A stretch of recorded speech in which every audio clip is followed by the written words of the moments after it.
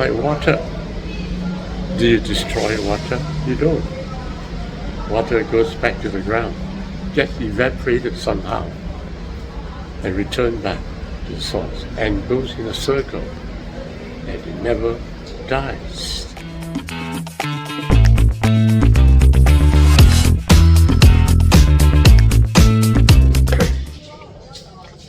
Now, what is my dream tonight?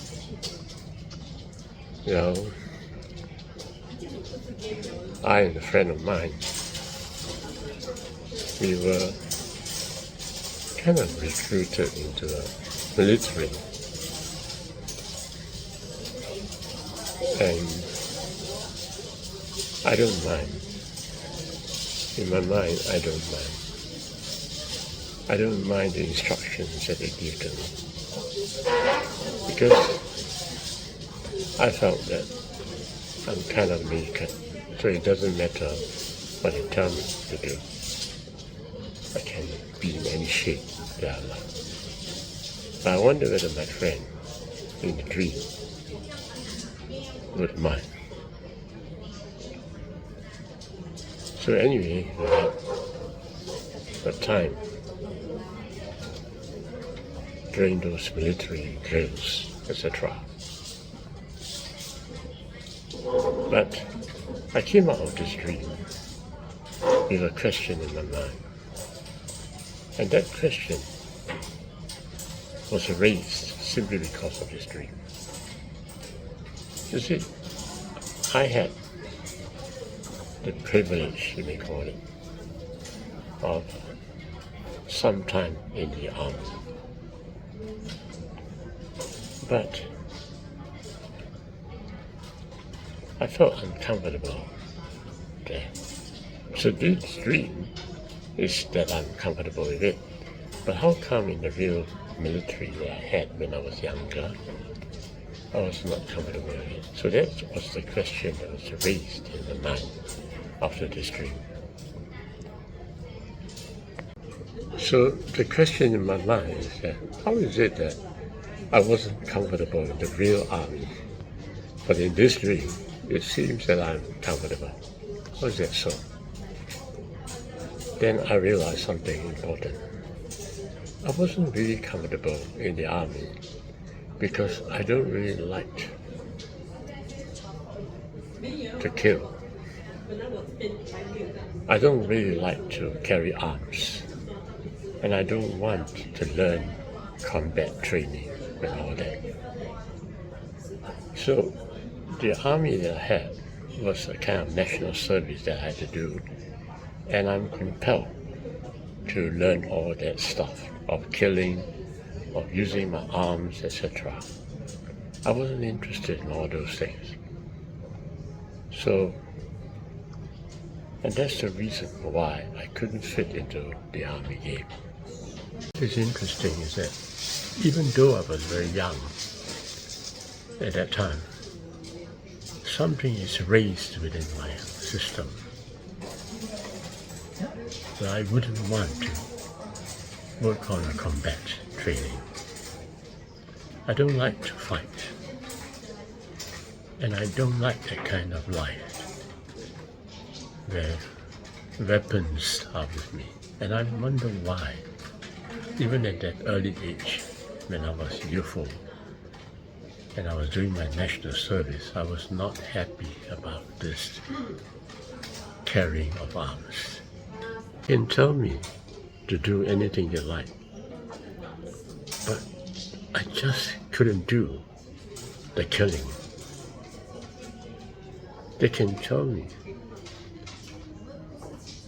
and I wouldn't mind taking on any shape, whatever you want me to be.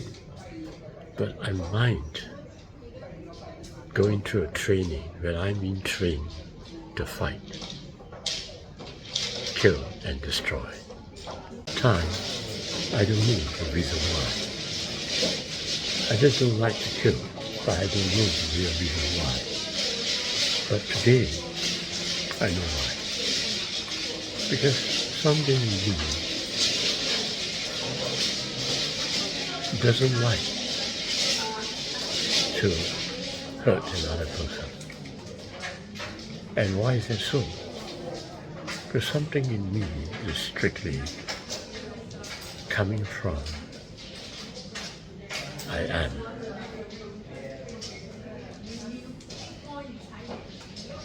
Whatever identity you can put me in space-time, it doesn't really matter. But the I am within me speaks out very loud when I'm involved in a destruction. And what's very interesting is that when my father passed away and he was cremated, I didn't know why. But when I saw the body being burnt, something in me rushes out and exclaimed with great pain inside me. It's as though something inside me died together with my father. I don't understand why. And I can explain it this way today. You see, when a child is born, the child is not born just by itself. Life didn't just come into the body from nowhere. The life came from the mother's life that passes down to the child. So notice, very interesting, life cannot die.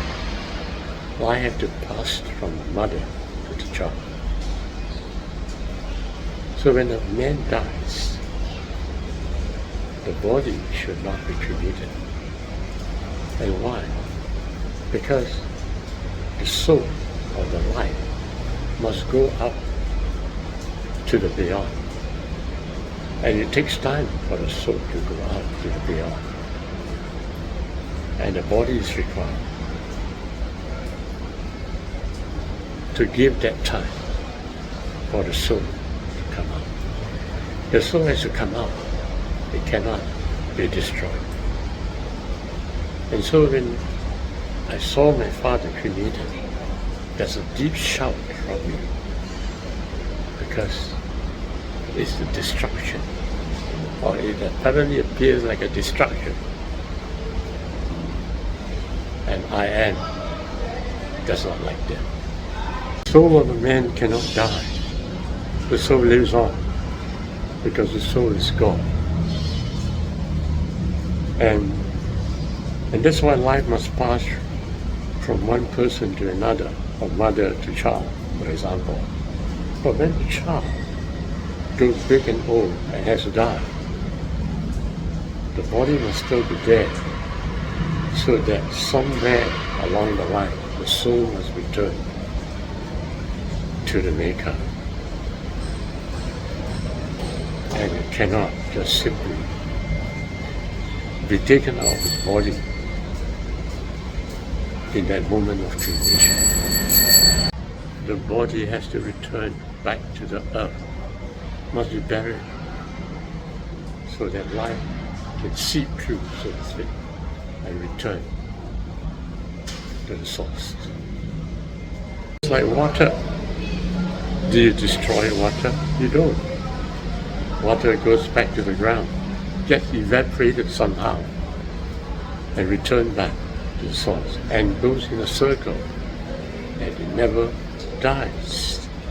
You've seen an object disappear by itself? Of course not. It decays. It returns back to the ground. It decays. It's still there. It returns back to the source. But it never gets destroyed. So it is with the universe. How did the universe come about? From the black hole. That's right. But what's inside the black hole is still there, right? So it came up from the black hole, but you know what science says? Someday you'll have to return back to the black hole. The universe must implode back. It cannot simply be cast away in destruction. Forms change. That's right. The body of a man changes from child to adult. The forms do change. So you see, the metamorphosis The butterfly came from a lava, and it changes its form. But the elements that made up the butterfly goes back to the earth, and the light goes back to the source. It never dies. This explains why I kept speaking about presence. I keep speaking about the one presence that we need to know. Because the form that we're having is the identity of space-time that changes. But the presence of the I Am never changes. And I'm beholden to know that source. Because I am the source. I came from the source. I returned back to myself. And I want to know about the source of existence.